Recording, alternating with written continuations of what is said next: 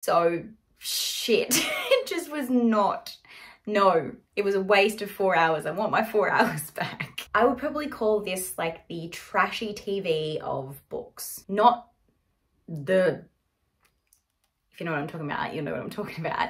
Hello beautiful people, my name is Crystal. Welcome or welcome back to my channel. This is Bomb Book Reviews, and today we're going to be jumping into all of the books that I read in the month of August, also known as my August wrap-up. I'm just hoping you could stay tonight. If you want it all, you don't gotta hide. See you with my eyes closed, baby, take it real slow. Now, if you're new here, August was a very special month for me. I turned 30 in the month of August, and to celebrate, I hosted a month-long readathon from the 1st to the 31st of August. It was called PicPong-A-Thon, and I will be announcing the winner of PicPong-A-Thon later in the video, so do stay tuned for that. I'll be letting you know who won and what they've decided to pick as their prize. In August, I read a total of 14 books, which is a total of 4,280 pages. What? What? That's a lot of pages. It's not my biggest month. Of that, 4 of these were ebooks. I had 9 physical, 7 of which I listened to on audio while I was also reading the physical, and then I had 1 audiobook that I just listened to and didn't have the physical copy for. We had 2 graphic novels, 2 historical fiction, 1 romance, 2 classics, yes, I'm as surprised as you are, 1 mystery, 2 thrillers, 3 fantasy, and 1 contemporary. Out of that, I got 3 5-star reads, 6 4 stars, 4 3 stars, and then 1 2-star read. And I don't think I DNF'd anything this month. Wait, that is a lie. I did. I DNF'd a book this month, but I'll talk about that more as I start to go through this. So I'm going to be talking about the books in the order that I read them, not necessarily in the order that I liked them, but as I go through, I will tell you what I thought and also what I rated it. I will have everything timestamped down below, so if you're here to hear my thoughts on a particular book, check out the timestamps down below, as I will have it all linked so that you can go to a particular book you want to hear my thoughts on. But for now, let's dive on in. So the first book of the month that I read was actually a NetGalley arc that I had, which was a graphic novel. I'd seen that Maddie from Book Browsing Blog had read this and really enjoyed it, and then I decided to get a copy from NetGalley. And I really enjoyed it. It was called Cheer Up, Love and Pom-Poms, and it's by Crystal Fraser. It was a really cool sapphic graphic novel. I gave this one 5 stars. I really enjoyed it. It followed the story of some really likable characters. It very much gave me Heartstopper vibes from what I've heard from various people. Anthony's boiling the kettle. I'm sorry if you can hear that in the background, but he's making his 3rd tea of the day. And yeah, it was a really good time. I had fun. If you're new to graphic novels and you're looking for a lighthearted one that kind of is fairly easy to get into, that is contemporary and has that romance element also with the LGBTQ representation, it's worth a pick up. Next up, I read an arc that was sent to me, which was Sisters of the Resistance by Christine Wells. This was one that I had on my RTHF lists. If you haven't seen those, I'll have them linked down below, but these were some of the books that I was really excited to be coming out in certain months, in certain categories. And this was on my historical fiction list for August. So thank you so much to HarperCollins for that one. Now, Sisters of the Resistance is a book that follows the story of 2 sisters who are in the part of French resistance in Paris, and it follows the real life, it kind of is inspired by the real life story of Christian Dior. I went into this with fairly high expectations, which were somehow met. I ended up giving it 4 stars in the end. I loved the vibe. I loved the setting. I really do love reading historical fictions in this kind of European time frame, European setting. So yeah, I really enjoyed that in the vibe that it gave me. The characters were really likable. The multi-POV and timeline wasn't too confusing to wrap your head around. However, there was just that little bit missing that just kind of didn't quite get to that 5-star vibe for me. There was parts in the book that almost felt like it was too long. So it is fairly chunky.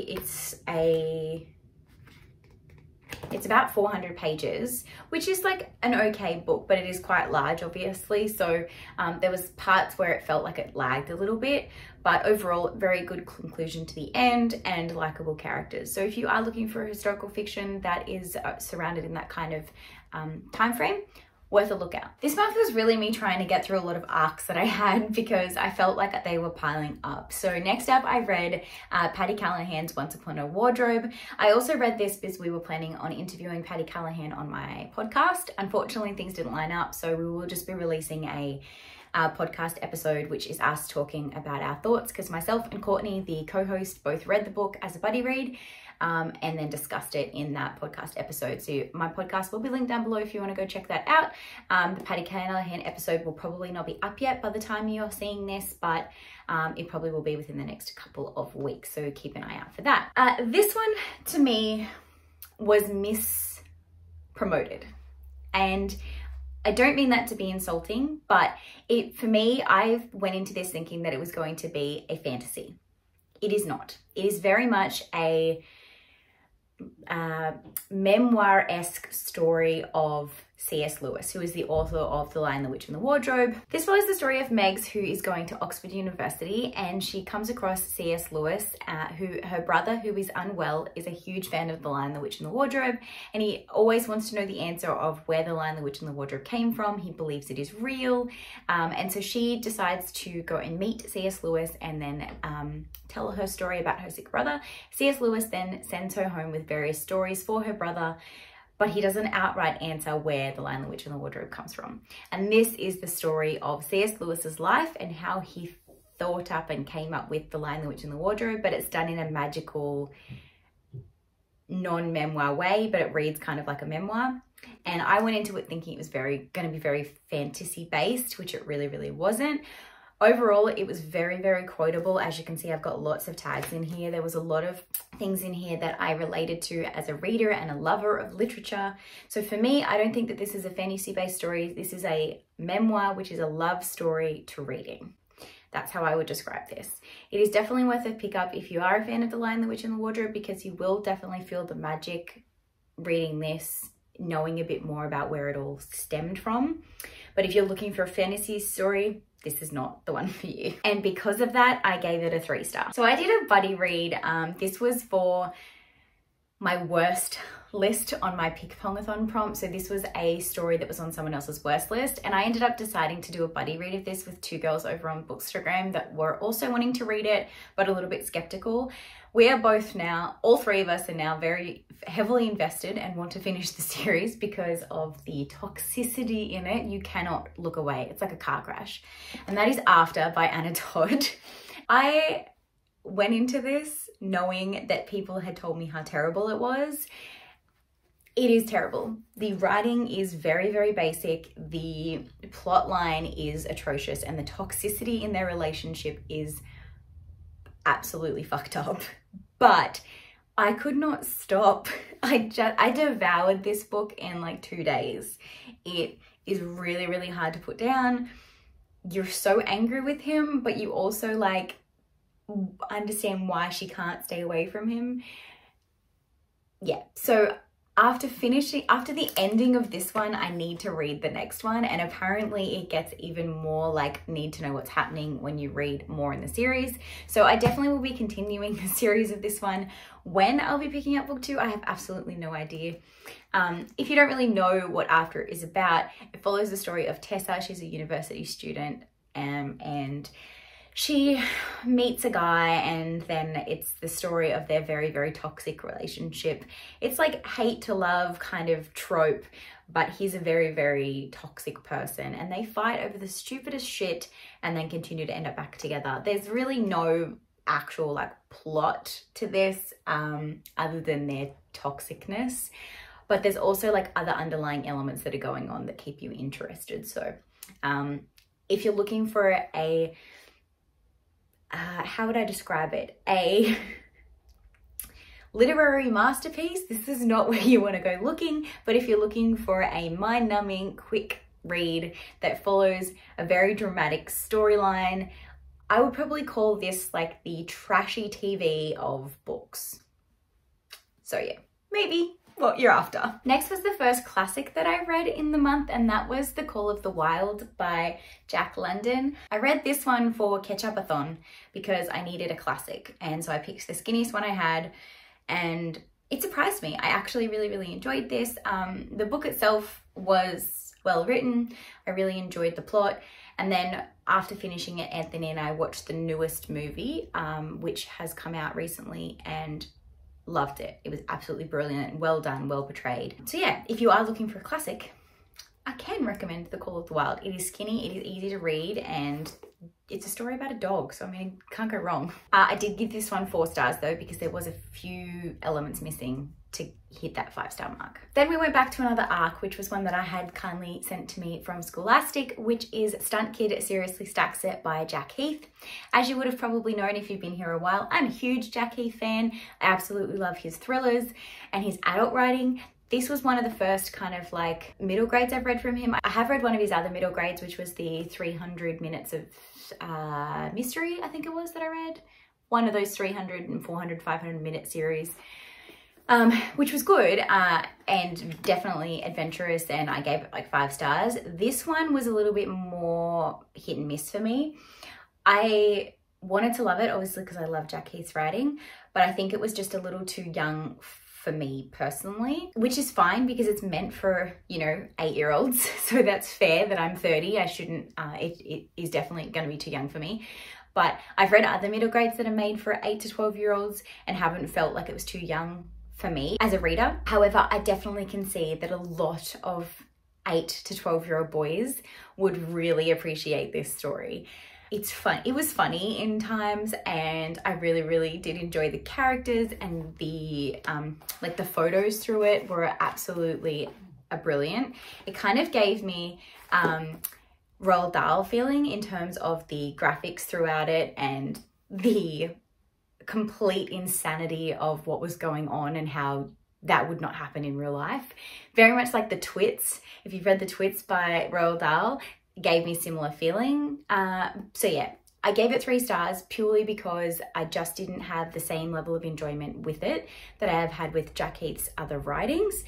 But I definitely feel like if you have an 8 to 12-year-old that you're looking to get a like a couple of chapter books for, this is definitely worth a pickup for them. Not so much for the adult side of things, which is the market that it's meant for. So exactly. Next up was a 4-star read, and that was Stealing Home by J. Torres, I think it is. This one was really well done. The only thing I think that lost me was the art style. So I've been reading a lot more graphic novels recently, and so I've become probably a bit of an art snob when it comes to my graphic styles, my art styles in my graphic novels. And I think that's where it lost me, was that the art style, although probably fitting for the story it was trying to tell, for me didn't make it as engaging. I don't know how I'm going to describe this. It's really hard if I can't show you examples because I only had the like the ebook copy of it, but it is worth a read. It is very educational, it is very heartwarming, and it very much shocked me with a lot of the content that I was reading, and I can see why they did it in that art style. But for me, I think that's where it lost me, was the art style. But the actual plot and the characters within it and the story it was trying to tell, I liked. So that's probably, yeah, it's hard to explain without being able to show you actual artwork. The next one I read for my in real life book club, and that was Sharp Objects by Gillian Flynn. This was also the poll pick for my PicPong-A-Thon that you guys chose for me to read. I'm really sad that I didn't love this as much as I wanted to. I have heard great things about Gillian Flynn, and I obviously really loved Gone Girl. But this one,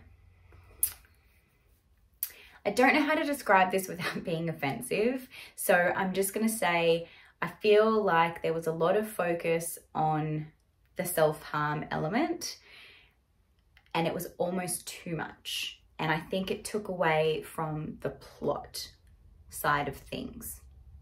That's probably the only way I can word it. I still gave it 4 stars. I still enjoyed it. I still finished it in like 2 days, and I can still appreciate that the writing was phenomenal. However, it lost me in the fact that it felt like that became almost like a too important plot line, which yes, it was part of the story, but I almost felt like it was too much. It was like overemphasized and brought up on every second chapter. For me, it felt like that. So I think that's where it lost me. But if you haven't heard of what Child Paw Protects is about, it follows a character who has left town and now she has to return to help investigate the disappearance of 2 children. She is a journalist and she is trying to help discover what is going on in her hometown. So she goes there and she's trying to solve the crime as well as like go through her own battle with certain things that happened when she was living at home with her mother and things that they went through. So it was very well done in terms of like the plot of things and the timeline of how everything kind of fit into everything. I can see that that was really good. However, I did guess the twist at the end. Not the, if you know what I'm talking about, you know what I'm talking about. Didn't guess that part, but I did guess the twist of who it was. So I think that's just because I've read so many thrillers. Then I decided to do the 1,000 Store readathon, which meant that I needed a short book to finish my 3rd prompt, which was another classic, which was Alice's Adventures in Wonderland by Lewis Carroll. I am in the minority with this one. Wasn't a fan. I mean, I finished it and I can appreciate why it's a classic and I can appreciate that the movie is brilliant and that the retellings of this is brilliant, but the story itself, it was, my expectations were here and this is where it fell kind of thing. Like I just think I had really high expectations going into this because it's meant to be every literary person's favorite book and everybody loves it. So yeah. I'd waited so long to read this that when I finally did, I was kind of like let down, if that makes sense. I'm not going to tell you what this one is about. Everyone knows what Alice in Wonderland is about. But yes, unfortunately, I did give it 3.5 stars because it was a fun adventure. But in terms of writing and overall enjoyment, it lost me. Now for my DNF of the month, which conveniently is one of the books on my unhaul project list. So if you're unfamiliar, I have a video which will tell you I have a bunch of books that are on my unhaul project. I have to read 50% of those before I'm able to buy a book again. So I put one of these on my TBR for the month to try and get through to it, and that was Black Boxes by Carolyn Smales, which was my blind pick for PicPong-A-Thon. And I DNF'd it. I read probably this much of the book and I was like, the style of writing was just not for me. It kind of is in like this weird verse type style, but it was broken verse and very poetry-esque and it didn't flow and I just, yeah, it wasn't for me. I didn't get very far into it and I just was like, nah, can't do this. Just not in the mood for this. This is not for me. I will be unhauling this. I'm not going to even bother to try and read it again. I'm counting it as a read book on that list because it's no longer on my shelf. But I will be definitely unhauling this. It was a DNF. It wasn't for me. If you think that I should pick it up and you can convince me otherwise in the comments down below, let me know and I will maybe change my mind. But for me, it's a no. The other book that I listened to for the 1,000 Store readathon was a thriller I think I had to listen to. No, a horror. I needed to listen to a horror. And I didn't really have any horrors like on my shelf that weren't like super long. So the horror that I ended up listening to was an audiobook called Fright Night by Maren Stoffels, I think it is. I'll put it up here so you can see it. Just no, 2 stars. Very, very boring. I expected so much thrill. I expected to be listening to this scared shitless. And that is not what I got. It was so basic and so predictable and so shit. It just was not, no. It was a waste of 4 hours. I want my 4 hours back. This month I finally got to a book that has been on my 21 books that I want to read in 2021 list for like, I put it on there expecting to get to it so much sooner than this, and that was Sorcery of Thorns by Margaret Rogerson. I saw that her new one was coming out and I obviously wanted to be reading this one and getting this one read before I purchased another one from that author, because I've been on this massive spiral where I hear that an author's really good or whatever, and I buy like 7 or 8 of their books and then have never read any of them.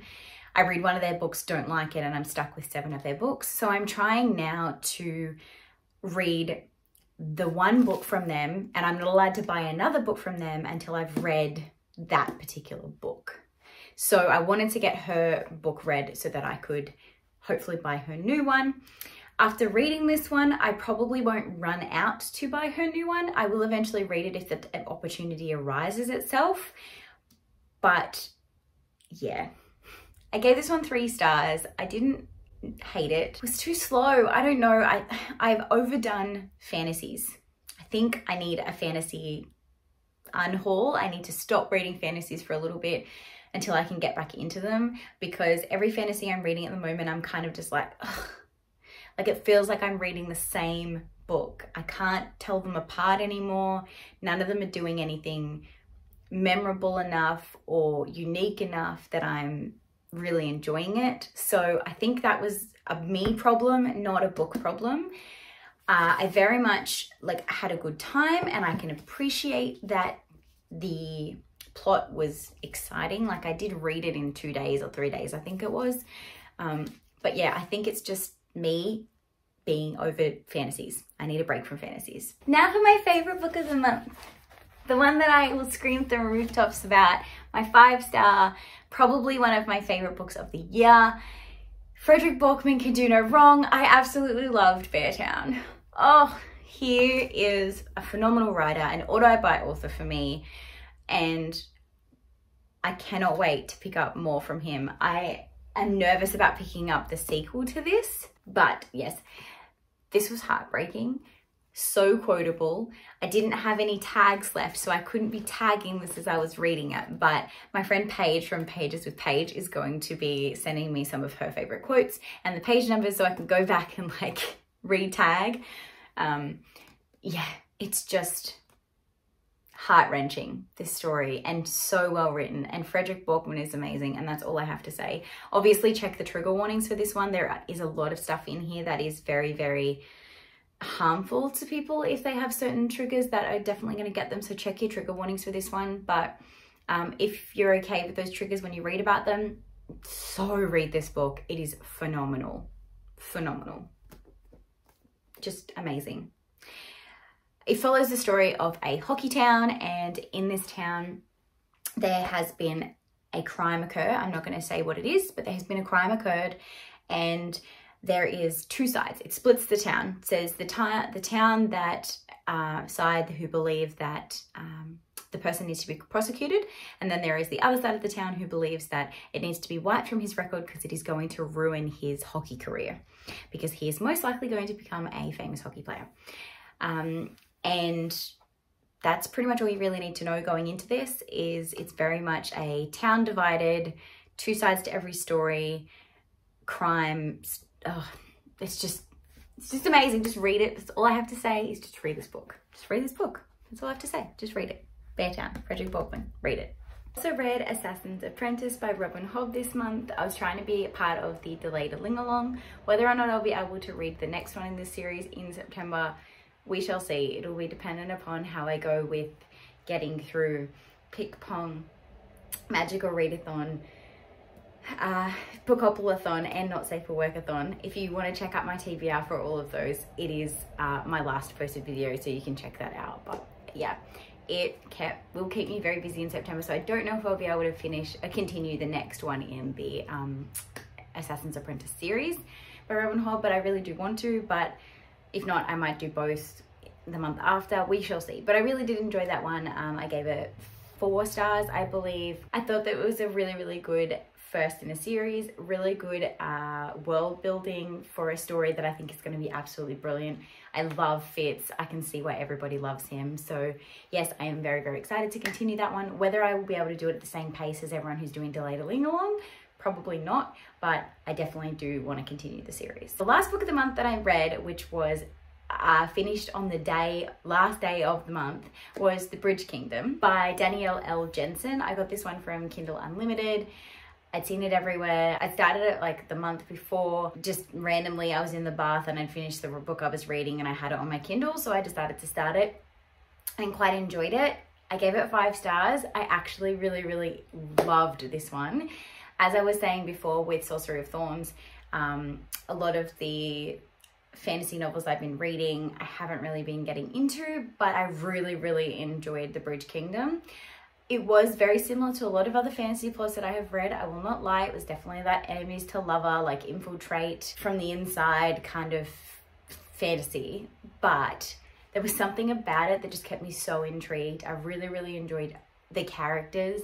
I loved his broodiness, I loved her badassness, and then them coming together. I'm really excited to see where the rest of the series goes. It was a lot more memorable than Sorcery of Thorns, so I think that's why I found myself more invested in it. I found myself not bored in any stage in the book, which was fantastic. So definitely should pick that one up if you're looking for a quick, easy to read fantasy that has like thrilling elements in it and also will keep you wanting to read the series. Like you're left on this like not cliffhanger, but so invested in the characters you kind of want to know what's going to happen. So that's it. That's what I read. Should probably pick them up and show you. Hold on. So that, not even tall enough to do this. Don't drop it, don't drop it.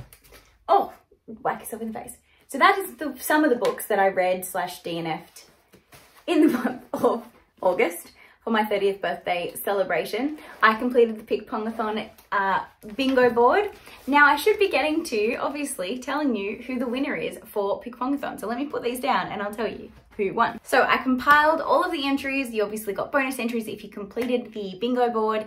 And the winner is Ash's book adventure. I have contacted her over on Instagram to let her know, and I will be sending her a book off her wish list shortly. So she will have a book arriving probably in the next week or so, because I will be ordering it today as I'm filming this. So she will be getting that shortly, depending on how long it takes Amazon to deliver to her. But yeah, Ash, congratulations. Thank you so much to everyone that participated in PickPong-A-Thon in the month of August. It was so much fun, and I am proud to be announcing that it will become an annual thing now. You guys loved it so much and voted, and it will become an annual thing. So every August we're going to be doing PickPong-A-Thon to celebrate my birthday and just read together and have a giant party. So thank you so much for watching. If you have made it this far, leave a, what are we leaving?